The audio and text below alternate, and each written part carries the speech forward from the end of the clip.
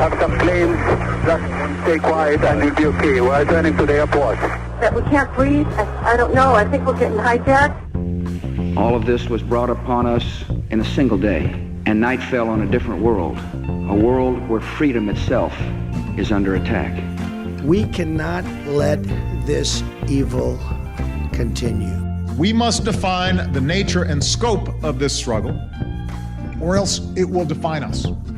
Thanks for listening to episode 5 of this special series of Warpod Reckoning with 9/11, with support from Friedrich Ebert Stiftung. Looking back 20 years on at the impacts of 9/11 across the world. We will look at the conflicts that emerged in response, the legal and security reforms that changed people's lives and societies, the impacts on our culture and our politics. We will hear from people who have experienced the ripple effects, as well as experts who documented and analysed them. Episode 4 rounded off 3 episodes looking at how war on terror played out in key battlegrounds. This 5th episode considers how the war on terror evolved as problems mounted, looking at the rise of remote warfare and countering violent extremism programs. Welcome back, everyone. I'm Delina Goxho. And I'm Larry Attree. This episode is called Evolutions. So, as we heard in the past 4 episodes, through the period from 2005 to 2010, in many of these main battlegrounds in which the war on terror was playing out, like, for example, in Yemen, in Somalia, in Iraq, and in Afghanistan, things hadn't been going very well. Terror threats weren't subsiding, and armed movements affiliated to Al-Qaeda were emerging, and they were growing stronger as well. There hadn't been another 9/11, but there had been a steady incidence of terror attacks. On the other hand, the leaders backing the war on terror could point to some success in killing or capturing top Al-Qaeda leaders and disrupting their networks so that they were more preoccupied by survival than plotting successful attacks. Some important plots were also being foiled, such as the plan by Al-Qaeda to detonate explosives disguised as soft drinks on multiple airliners flying from Britain to the US and Canada 5 years after 9/11. And people came to doubt the possibility of killing their way out of war. Al-Qaeda seemed like a many-headed hydra. Cut off one of the heads and it would grow another 2. Others describe this as balloon effect. Squeeze it in one place and it pops out elsewhere. So amid all the fighting, the militarization of affected countries, and given also the problematic behavior of allies, underlying grievances were getting worse rather than being addressed. Another challenge was that in Western countries, public support for the open-ended war and for troop losses was waning, particularly regarding Iraq. From 2005, more Americans began to think invading Iraq had been the wrong call than thought it was the right one. Transnational violent movements like Al-Qaeda in Iraq and Al-Shabaab were also leaping with both feet into the age of social media. Faced with the growth and the spread of violent non-state groups abroad and a public at home that was very war-weary, a number of Western leaders, and particularly Obama, looked at ways to change the nature and to change the momentum of the ongoing wars. We cannot use force everywhere that a radical ideology takes root. And in the absence of a strategy that reduces the wellspring of extremism, a perpetual war through drones or special forces or troop deployments will prove self-defeating and alter our country in troubling ways. So the next element of our strategy involves addressing the underlying grievances and conflicts that feed extremism, from North Africa to South Asia. In this sense, what Obama was trying to rally the public around was what he saw as a smarter approach. Targeted action against terrorists, effective partnerships, diplomatic engagement, and assistance. So, as Obama was explaining here, the war on terror was evolving. This episode explores 2 of those evolutions. First, an effort to sanitize still assertive prosecution of the war on terror, with emphasis on reasserting its legality, pushing for lower civilian casualties, if not always achieving them, and where possible bringing troops home. But all the while maintaining this growing reliance by the US and their allies on remote warfare tactics. And then the second evolution, the embrace of countering violent extremism efforts, first by the US and the UK, and then by the EU, the UN, and pretty much everyone else, which it was claimed would concentrate on tackling the wellspring of extremism non-militarily. Reckoning with 9/11. Now, Abigail Watson is joining us for this section. Regular listeners to Warpod will know you, Abby, as one of the usual co-presenters of the podcast, as well as one of the lead scholars studying the phenomenon of remote warfare.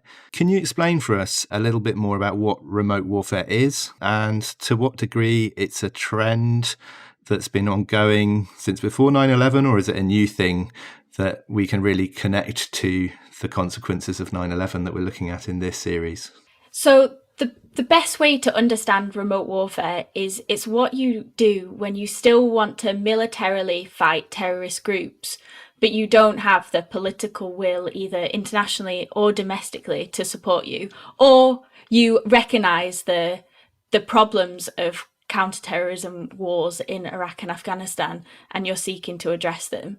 So one of the ways that policymakers sought to address them was to focus on getting their own personnel as far from the front line as possible. Leaders in the US and elsewhere, like in the UK, were worried that legislatures and populations would turn in against the wars in Iraq and Afghanistan as the failures of those two campaigns was becoming more and more obvious.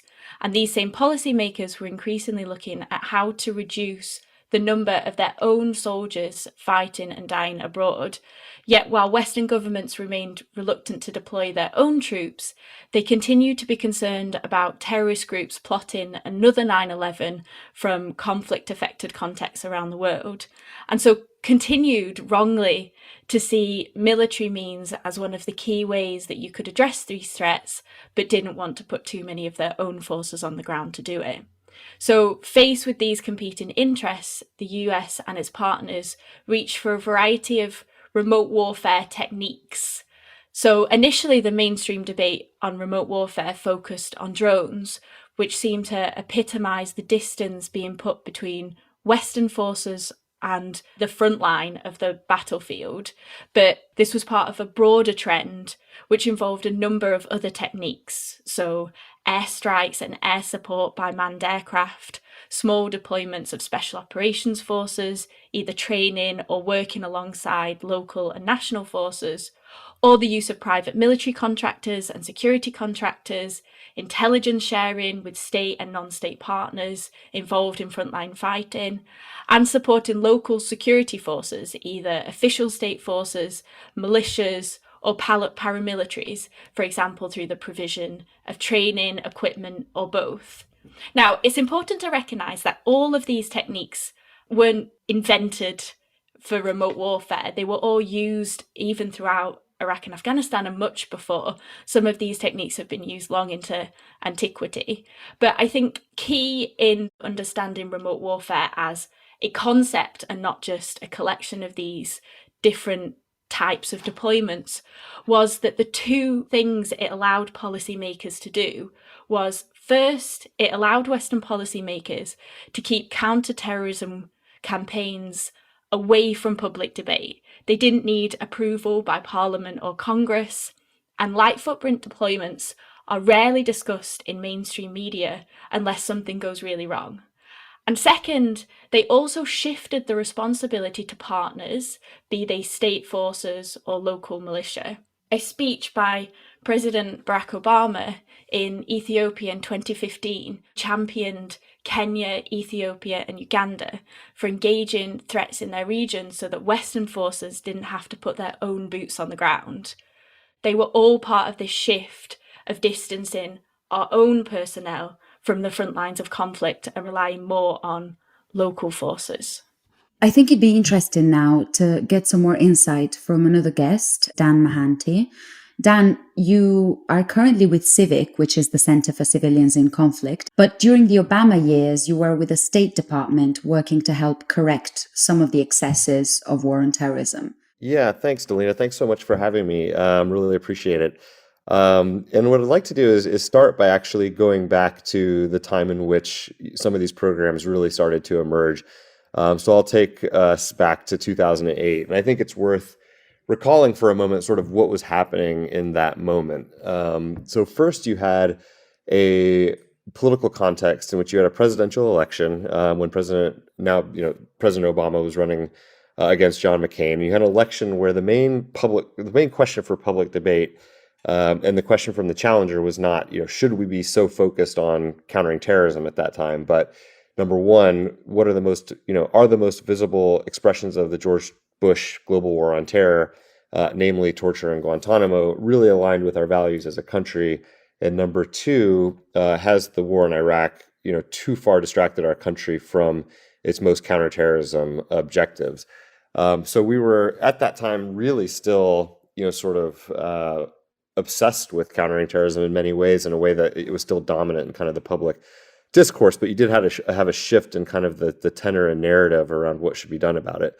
And at the same time, right around that time, you had within the counterterrorism bureaucracy a kind of consensus that was really, I think, hardening on kind of two foundational premises. So one, that cooperation among government partners was going to be critical to countering a shared threat of terrorism globally. And I think that started very soon after the attacks of 9/11, and by 2008 was more or less conventional wisdom. And that two, terrorism could be seen as kind of a global insurgency rather than a kind of tactical political tool that was being used by local groups, in which case, you really needed to place a stronger premium on monitoring for signs of vulnerability in communities and countries around the world, and more or less trying to provide alternatives everywhere around the world through social and even economic programs. I think those ideas started to gain a lot of currency because they sound very benign and even, progressive. You could have, in the United States, you could have Democrats and Republicans both getting behind that. And they really started to gain a lot of traction. I think those premises, while they seem benign, really harmfully conceal some of the deeper sources of problems that were later to come about. And I think what we're reckoning with now. By settling on these particular areas of agreement, governments really granted themselves pretty broad license to look past the actual global crisis of bad governance and a kind of failures of legitimacy where, around the world, corrupt elites had really captured control of governments and were using security forces and security services to preserve their power and their access to kind of their ability to, seek rents from the public. And really in doing so, not to provide excuses to violent groups, but in a way kind of inviting violent movements into existence through their lack of legitimacy and accountability.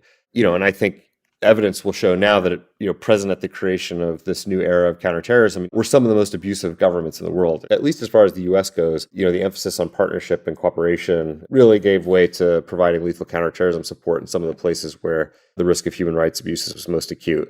What was the logic underpinning this increasing embrace of remote warfare by the U.S. government, Dan?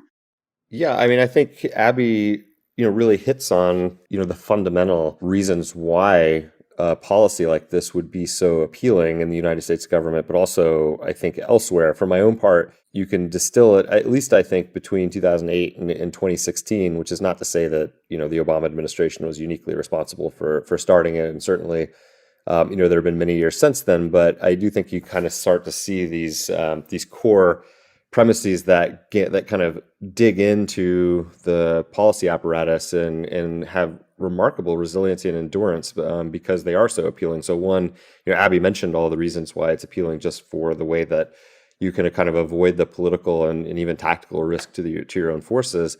But I think from a political point of view, you can see how the international dimension could be very appealing to an administration that really wanted to, bolster American credentials for working with other governments and partners, not only through security cooperation, but the multilateral dimension through the major international organizations where, counterterrorism became a priority at the UN and elsewhere. You can see how the emergence and kind of evolution of technology during this time lent itself not only to the perspective that you could reduce risk, but also that you could really limit the harm that was experienced by civilians and people in other countries through the use of kind of precision warfare and drone strikes, which became more transparent during the Obama administration, but also, I think in many ways, proliferated in part because they were perceived as being kind of a magical solution.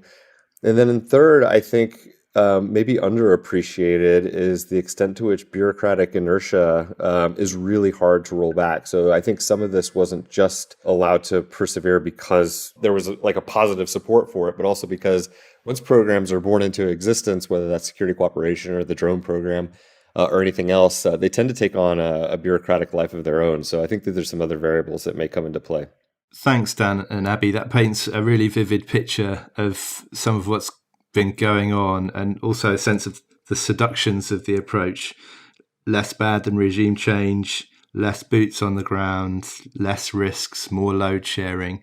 Can you just open up for us a little bit some of the risks to remote warfare, whether that's to the success of the war on terror or to broader factors like stability or the welfare of civilians? Whenever you're afflicted by this belief that you can address insecurity in all of its forms, especially through a set of militarized and securitized tools, and quite often in secret, you're going to look past a lot of the risks attendant in what it is that you're doing. And I think over time we've seen evidence that the risks of these programs and even this approach are very real. So of course, we know that the use of force, especially in secret to counter terrorists using this kind of global war on terrorism paradigm, has led to not only violations of IHL arguably, but also just civilian harm that's occurred as a result of the direct use of force and direct harm that's experienced by it. It shifts the risk of harm and the response to harm, the response to attacks, away from government actors to the local population in a lot of places, and whether that's because it provokes local groups to respond violently, or because those groups then seek, shelter and concealment within communities and within the civilian population. It certainly transfers risk. Two, I think the security cooperation enterprise, generally speaking, goes too far to enable forces that are too little constrained by oversight or accountability, and therefore really, increases the risk that you're going to contribute, even unintentionally, to the risk of human rights abuses, with impunity. Certainly in the US and in the UK, we've seen 20 years now, if not longer, of aligning massive increase of support with a lot of causes that, the people of the UK or the US may not share or support. You can get into some of the local political dynamics that are certainly manipulated and distorted by some of these security cooperation and support programs. I think Afghanistan definitely shows the hazard of overstating the prospective effectiveness of these interventions for the way that the public is really asked to assume the risk when they fail in ways that can be very tragic.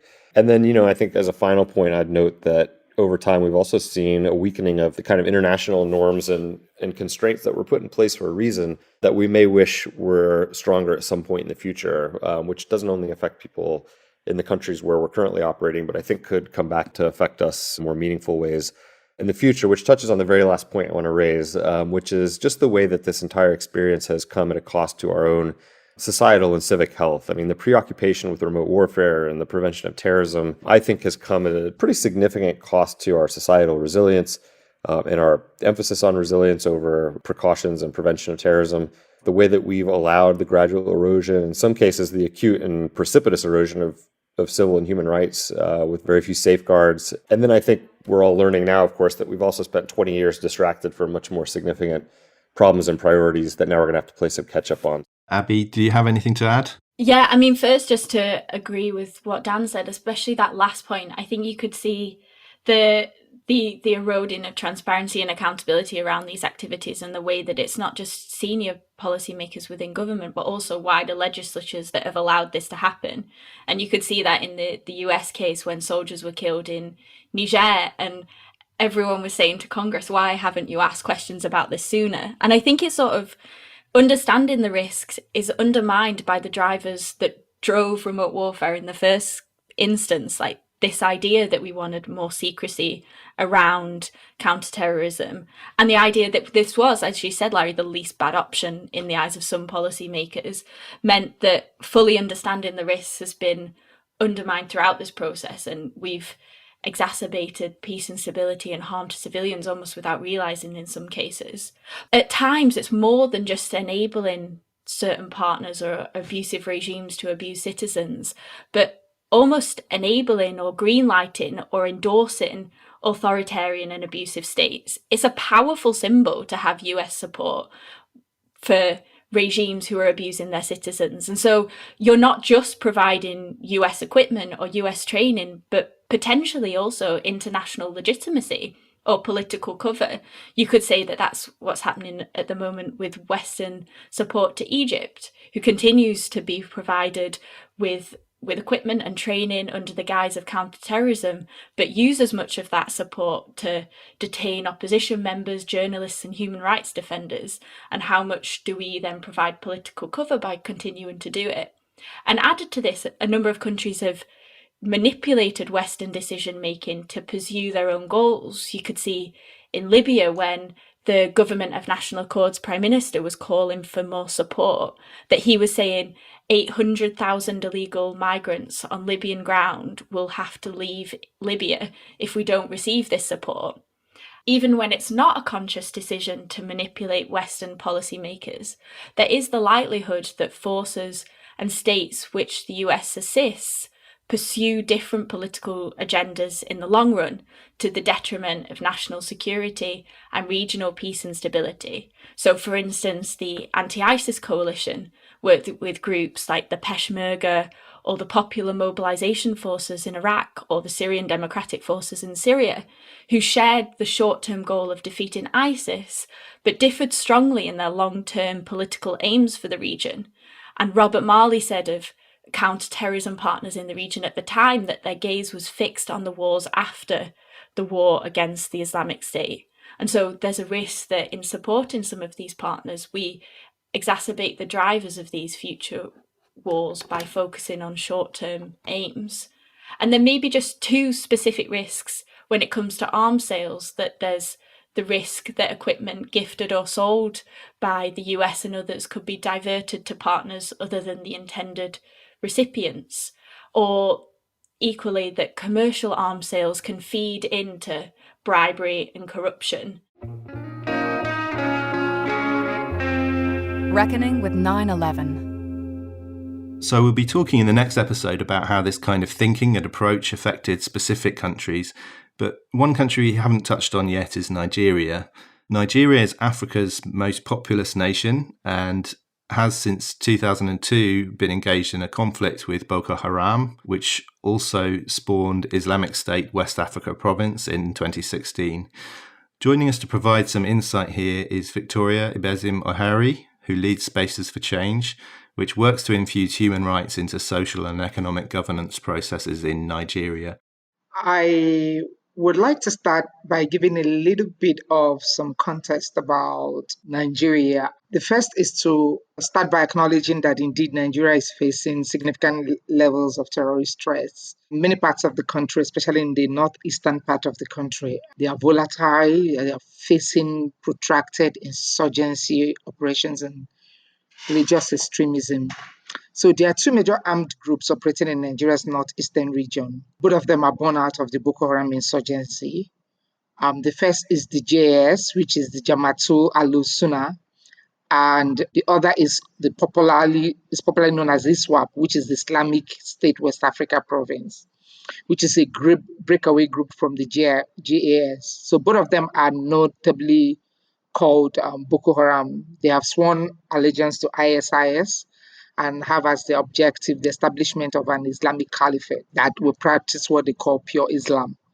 So ISWAP is dominant in the areas around the Lake Chad Basin in Borno, Yobe states in the northeastern part of the country, whereas the JS holds sway in the expansive Sambisa forest in the northern middle part of Borno state, that is also in the northeastern part of the country.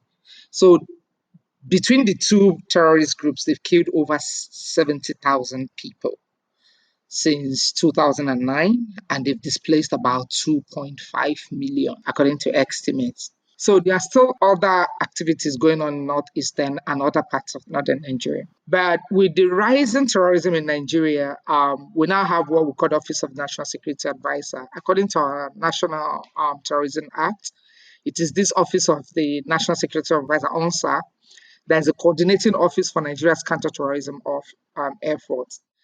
Nigeria has also imitated the UN Office of Counterterrorism, UNOCT, developed what they call the CTC, which is the Counterterrorism Committee at the national level. So these national level initiatives, they replicate the global initiatives that we see at the UN level, and they inform the military strategy that have been used over time. So military onslaught on the terrorists, it has led to the deaths of many of the insurgents.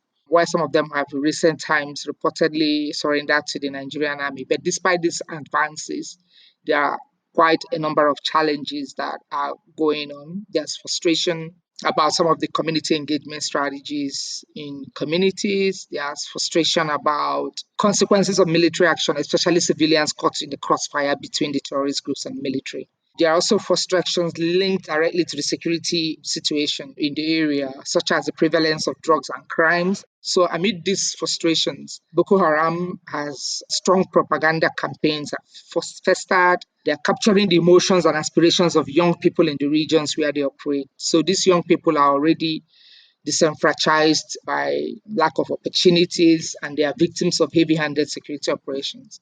What do you think, Victoria? What impact do you think external support and funding for counterterrorism under this trend that Dan and Abby described so well towards remote warfare has been having in Nigeria? In the local context, we've been feeling some shocks and stresses on the counterterrorism mechanisms, especially in relation to the type of support and funding that the country receives from its allies and partners all over the world, especially the United States. The United States has provided funding for various military training and education programs since Nigeria waged the war against terrorism. Nigeria has also relied on US arms sales in the past and even presently to address multiple security challenges. A more recent example happened in July this year. We started seeing how arms sale has become a new issue, both in the foreign policy conversations between the two countries. What basically happened in July was that US lawmakers put a hold on a proposal to sell almost $1 billion worth of weapons to Nigeria over concerns about possible human rights abuses by the Nigerian government. For me, I think there are two issues arising from these conversations about external support and the conditionalities attached to it. The first is whether the military is doing enough to minimize civilian casualties in their campaign against Boko Haram insurgency or religious extremism or other violent insurrectionists. And the second question is whether making human rights a condition for arms sale is smart foreign policy. These are not questions I can answer myself alone, but I think there are consequences and there is need to strike a healthy balance on both sides. The foreign government like Nigeria, they will simply turn to other regimes like Russia, China for their arms. And the US would have lost the economic benefit or the political influence or the relationship they've enjoyed with the country receiving the arms. Thanks, Victoria, for summarizing all of this so well. Reckoning with 9/11. So we're up to speed on our first evolution in the war on terror, this trend towards remote warfare. Now, let's turn to our second topic, countering violent extremism, which is known in the trade as CVE. For more insights into this, we spoke with Jordan Street, who has researched CVE's impacts in a number of contexts with Saferworld. Jordan, can you talk us through when and why CVE began to emerge? Some people would say that the starting point for CVE was 2011, and this is when President Obama's team produced a national strategy for empowering local partners to prevent violent extremism. But really, the concept of CVE was introduced much earlier. The UK government's Prevent programme probably could be regarded as the first practical example of CVE, and this came about after the attacks in Madrid in 2004, and then the July 2005 attacks in London. Many other European countries adopted similar national strategies. For instance, actually, then the whole EU CT strategy in 2005 had a big prevent strand in it too. But it is true that these didn't translate into a shared global policy approach or agenda until later. So it is actually the Obama administration's initial effort to move beyond those more militarized approaches that had been prioritized in the years following 9/11 and towards an approach that focused on root causes that really was the catalyst for CVE to emerge as a global agenda. And so from then on, it became a much more widespread thing. Can you illustrate how broad this uptake has been? Well, certainly a key moment was the 2014 rise of ISIS. I was living and working in New York at that time, and anyone who was there around the UN at that point will remember that this completely gripped the UN Security Council and UN officials, notably around the issue of foreign nationals traveling up to join with violent groups in Syria and Iraq. But in DC, it was the same. And this led the Obama White House to host a summit on CVE in February 2015. And then President Obama hosted a high-level event with other world leaders at the opening of the UN General Assembly in September 2015 too. So this really led the EU and the UN to start changing tack as well. And not long after that UN General Assembly event, Secretary General Ban Ki-moon's plan of action to prevent violent extremism was finalized. And this began to position the UN system as a key implementation partner for this new global agenda, which up until that point had kind of steered away from counterterrorism. This new plan came with 70 recommendations for action at global, regional, and national level, and was really a crucial moment for the spread of this agenda. So this is really the point where countering violent extremism turns into a task sort of for all governments around the world. And around the time of the White House summit in February 2015, you have UN Secretary General Ban Ki-moon appearing on US television, affirming that violent extremism was the greatest threat to world stability, and affirming that everybody should get involved in this. He then goes on to explain the need to do more to tackle the roots of extremism. We have to address terrorism and violent extremism in a multi-dimensional way, starting from the root causes, political, social, economic, and cultural aspect. But military means may be effective in some sense, but that's not all the answers to resolve this one. We have to get at the root causes of this issue. So good governance is an answer, and how to educate and how to send a message to many people, and how to protect the human rights and human dignity of many marginalized group of people, how to make sure that the people are feeling some sense of belonging to their own society. So, Jordan, from this point on, this global prioritization of countering or preventing violent extremism just kept on going, right? Absolutely. PVE and CVE activities and programs really did then start to spread like wildfire. There's really too many points to mention to illustrate this, but maybe just a few. I mean, our friends at ISS had done a really good survey where they documented at least 200 PVE projects across West, Central, and East Africa already by 2018. And as of 2020, the UN had reported that they had either implemented or were implementing over 400 PVE projects. And this is part of their annual budget of 520 million for counterterrorism across the UN. And these projects were across 100 countries, so it's really incredibly widespread. One of the reasons why this kind of happened was that donor governments began to shift, and the OECD guidelines, which actually track and enable how development aid could be spent, included PV activities as part of this overseas development assistance. So no longer was it just military resources going to counterterrorism, but development resources were going to it as well now. So why has CVE become so widespread? What are some of the positive reasons for adopting countering violent extremism approaches in your view? Well, by 2011 and definitely by 2014, I think it was clear that the mainstream approach to counterterrorism wasn't working. And those within the Obama administration and the UN system knew this, and so did try to present an alternative engagement strategy, one that would better respect human rights and human security, one that would tackle wider factors and attitudes that underpinned or pushed individuals into violent movements. And then, one that would actually attempt to offer this whole of society response. And because, the military counterterrorism deployments we saw in the first decade of the 21st century, even when strategies were updated or shifted to try and focus on root cause issues, these deployments, they didn't have the capability to perform these tasks in any meaningful way. So, there is no doubt that the premise underpinning CVE was an improvement. And in the case of the UN, I think, the decision to steer from this countering violent extremism language and move towards prevention language, I think also was considered to be more constructive. And to be fair to some of the proponents of CVE, I mean, this approach did have some strengths. It offered a way to focus on recruitment into and departure from violent movements. It could socialize important concepts, thinking about gendered impacts and human rights standards of any interventions, and ultimately was a much more palatable framing for authorities. So, if these strategies depended on cooperating with local authorities, this would enable a policy framework that addressed root causes of violence, where other policy frameworks were less manageable for those authorities.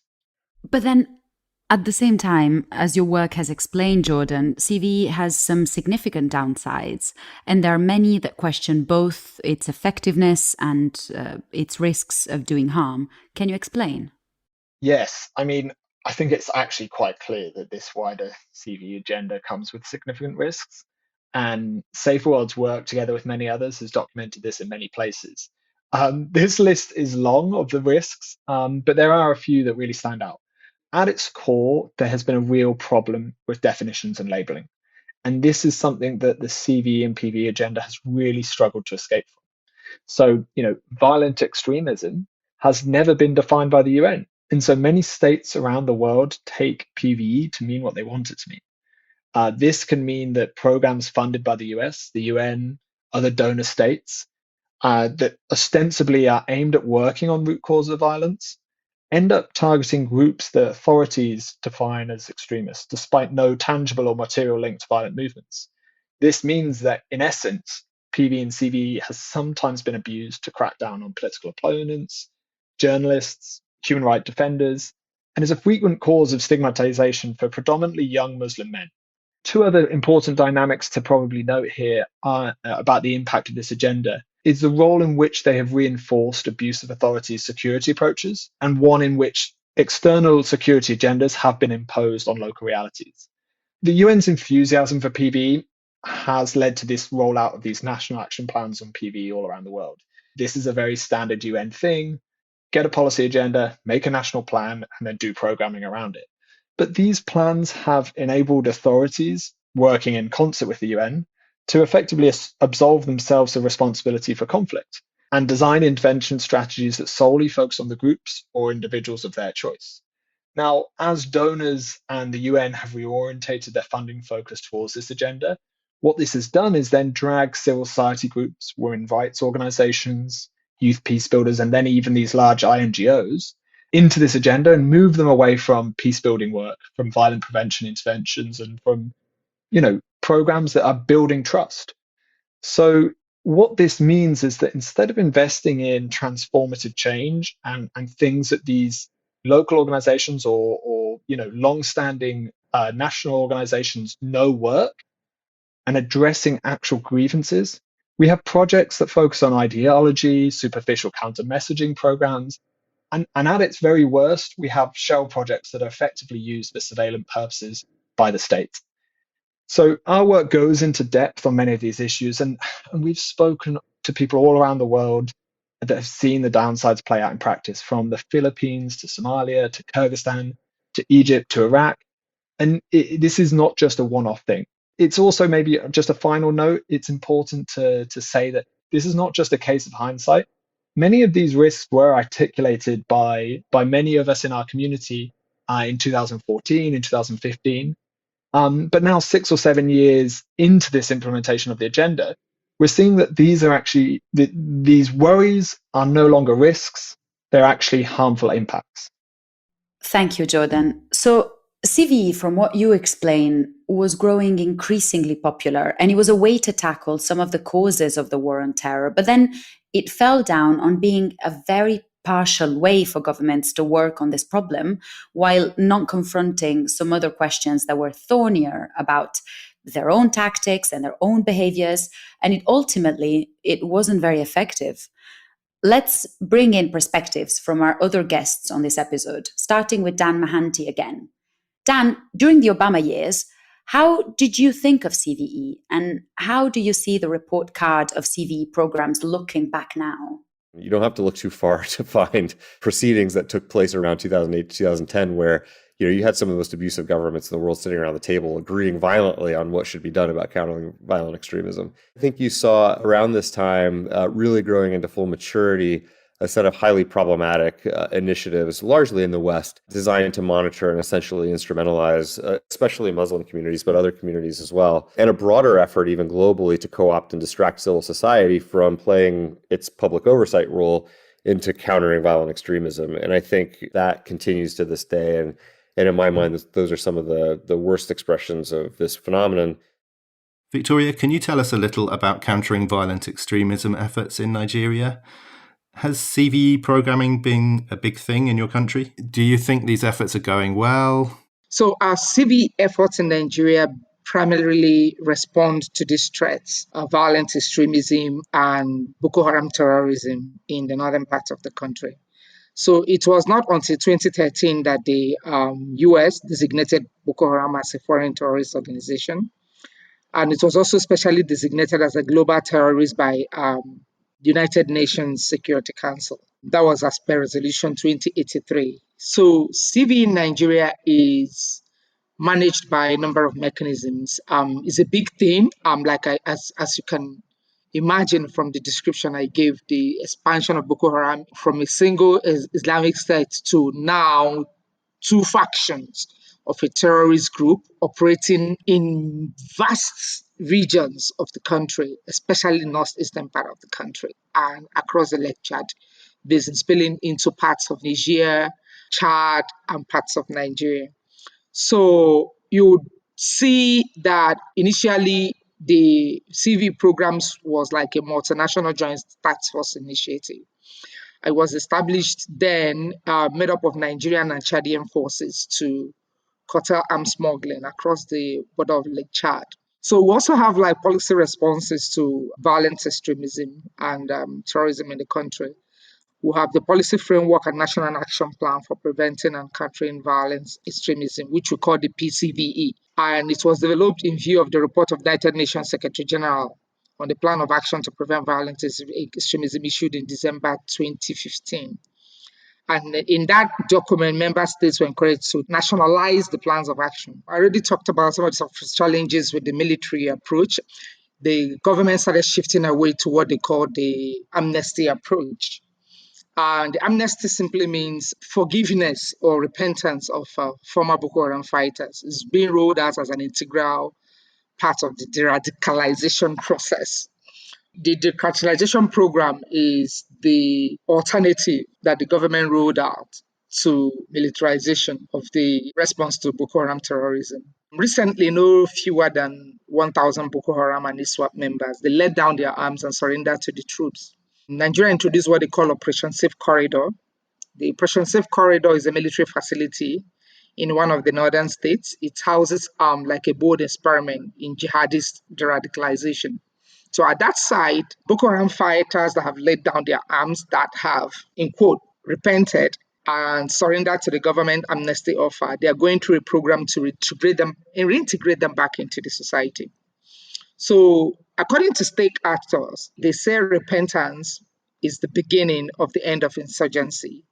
Boko Haram fighters, are they really looking, those ones looking for reintegration, have they genuinely repented? Or are they, some people say, are they spies? Or are they merely driven from Boko Haram by hunger and the harsh conditions in the forests where they are camped? So there are rising tensions and anger, especially from the victims and communities displaced by Boko Haram violence towards the CVE programs. The people in Nigeria still has what they call IDPs, internal displaced persons, and they are like IDP camps in many parts of the country. And the people displaced by Boko Haram violence are not happy with the CVE programs, especially those programs facilitating the rehabilitation and reintegration of former fighters. The reason is because they are still languishing in pain and sorrow caused by the activities of Boko Haram terrorists in the Northeast. Government is spending a lot of money on this de-radicalization program. And this type of spending has 2 effects. The first is that it sort of energizes insurgency and is pitting the victims against the attackers. And again, for many civil society advocates, we think that this type of amnesty offer remove the burden of accountability on states, because states bear the primary responsibility to secure lives and property. Thirdly, I think it is widening the polarization between the Christian South and the Muslim North. Groups in the North, which is predominantly Muslim, they are in support of the policy. They have welcomed the amnesty offer. The predominantly Southern Christian groups in southern part of the country, they are opposed to the idea. They feel that the fighters must face retribution and pay for their crimes. I think a lot of the CVE efforts, there's a lot of copying and pasting going on, particularly the amnesty offer has been very difficult in practice, reintegrating former fighters, former terrorists back into the society.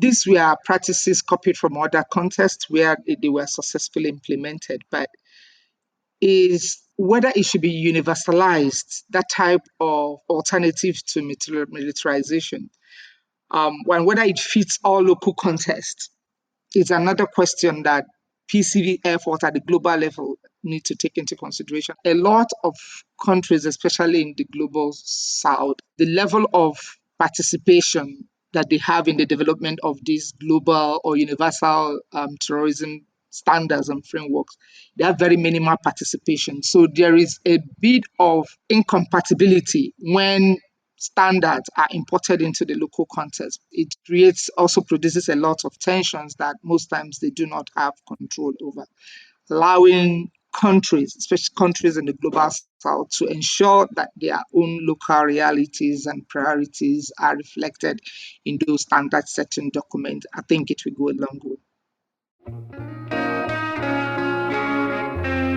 Reckoning with 9/11. I think Victoria's sense of CVE being globalised into Nigeria, but struggling with the local sensitivities, could be a great subject for a whole other series, but we'll come back to how counter-terror and countering violence and extremism played out in other specific places next time. Now, let's hear more about some of the global implications of this push to counter violent extremism in societies across the world from someone who's thought about it a lot and consulted about it in a lot of places. Just by way of introduction, I want to make sure that what I say is not understood as being anecdotal, that the progress study on youth, peace and security involved very widespread consultations with young people, 281 focus groups in 44 countries across the world, 7 regional consultations. The youth voice that was captured in this, I made the promise in those conversations with young people that if they didn't hear themselves and their voices and see themselves in the report we produced, then we'd failed. And this is really important because this is really what we heard from them and the authenticity of their voice. This was Graeme Simpson of Interpeace.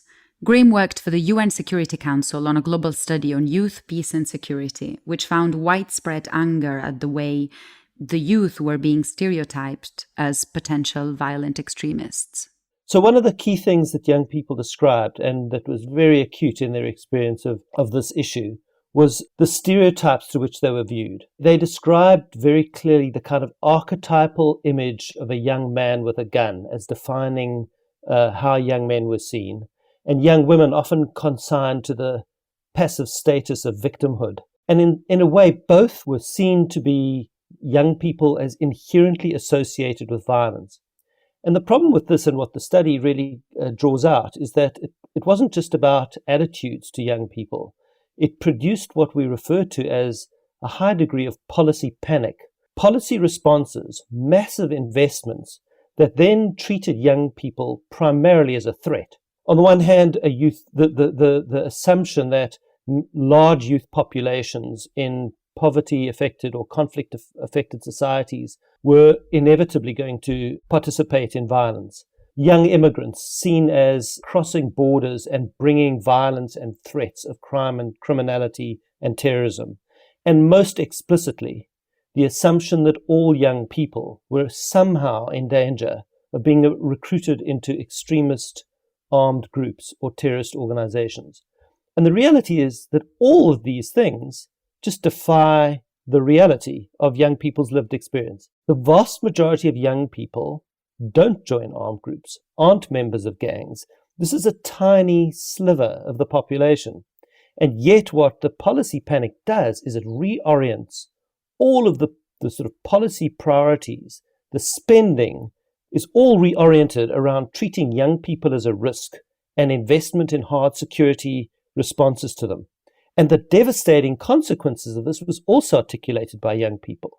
They talked about how it undermined trust between young people and their governments, and the trustworthiness of governments that was seen to be preying on young people was really undermined. So completely counterproductive. They often described their primary relationship with their governments as being through the institutions of security and criminal justice because of this. And they also talked about how their change agency, their creativity, the protest and dissent that is so much a part of young people's contribution to peace and to change in societies was often criminalized and securitized. And so in the end, the consequence is young people are saying, we are not just the victims of terrorism and extremism, but we are the victims of the counter-terrorism and countering of violent extremism that our governments put in place in response to this.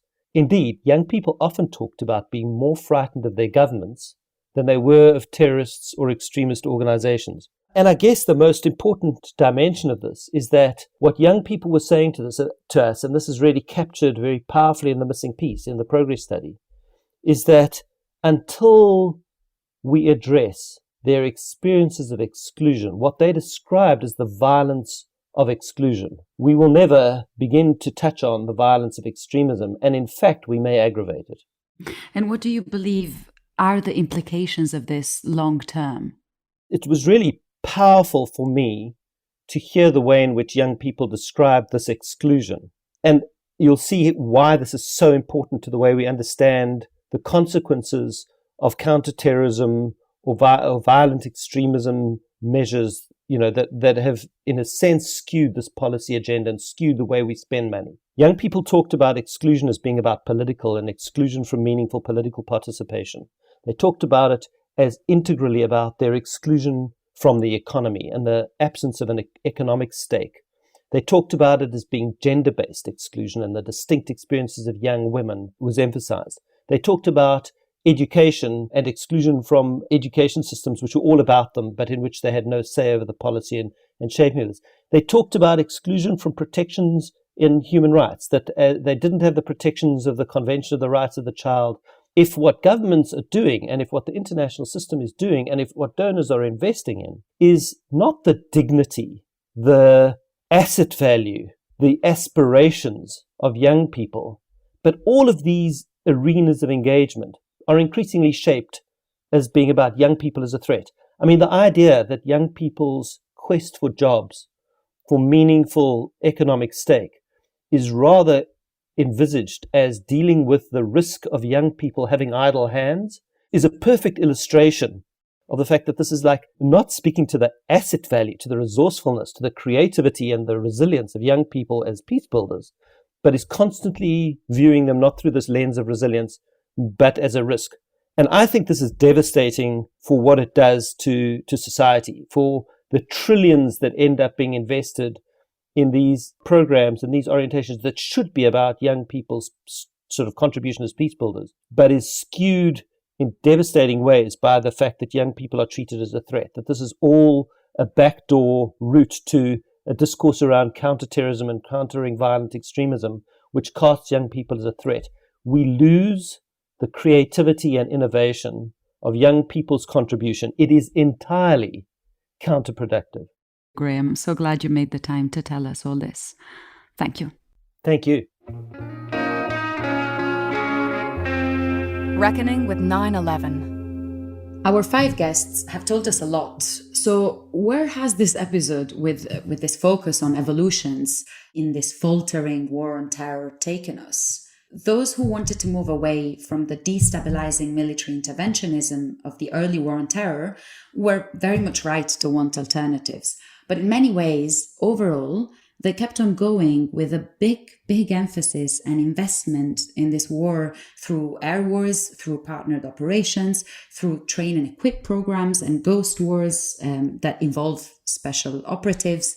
And all of this kept on going within a more hidden idea of war. Yeah, and so, all this may well have meant less body bags coming back to Western countries and kept the wars out of the headlines, but it's clear that it hasn't generated stability. It put power and weapons into the wrong hands. It fed in many cases into worsening conditions for civilians that have allowed grievances to mount.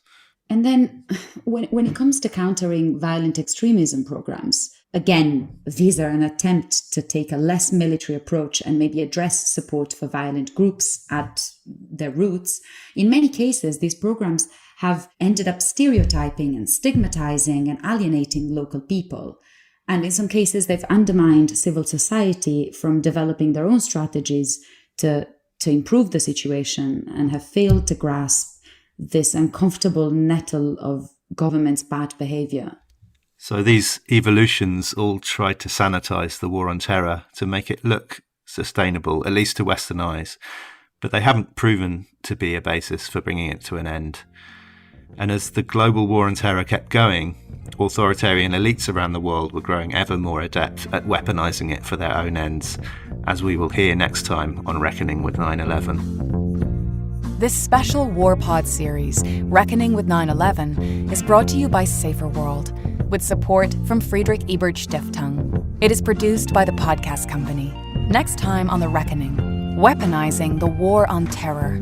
How authoritarians around the world manipulated war on terrorism for their own ends. Listen, follow, and share wherever you get your podcasts. And for more reflections from guests and co-hosts on the consequences of 9/11 and where we go from here, check out their articles at justsecurity.org, produced in cooperation with Saferworld.